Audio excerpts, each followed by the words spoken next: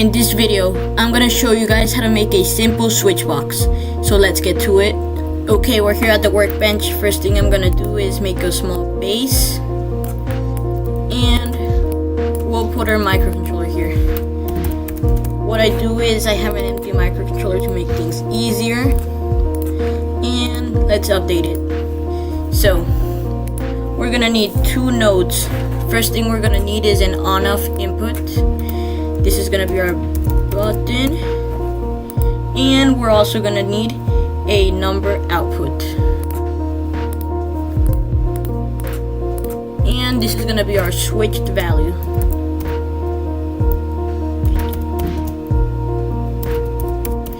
Okay, now we can make this thing a little bit smaller. Here we go, and let's go to the logic. So let's get our switch value. We're gonna need a numerical switch box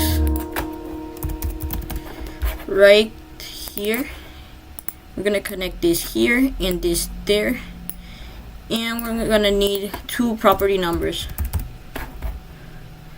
Property number 1 and 2. So this is gonna be on, and this is gonna be our off value.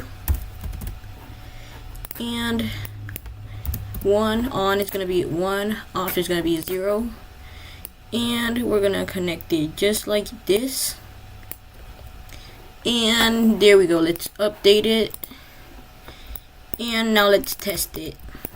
Okay, we have our door and our engine.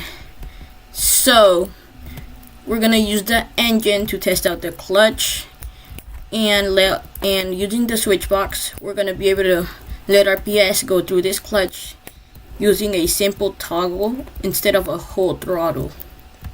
So let me show you how to set it up. Here we have 1, 2 of the microcontrollers I showed you guys how to build, and this is what you're gonna do.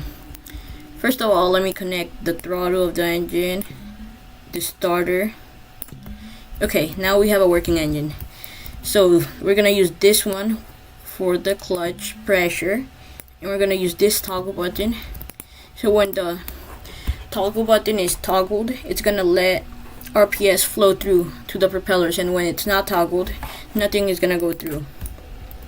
And now for the door, we're gonna connect this pivot over here and this right there. So now it's all set up. We should go test it out. Okay, I'm here. Let's test the door out first. It works pretty good. As you can see, it opens and closes. Nice.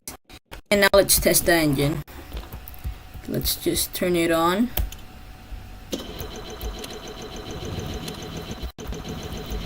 As we can see, it's running, but it has no RPS at the propeller. So as we turn this toggle button on, it starts spinning, and we turn it off. It slowly starts dropping because it has no RPS in it anymore. So this is how you make a simple switch box. Thank you for watching. Like, subscribe, and see you on my next video.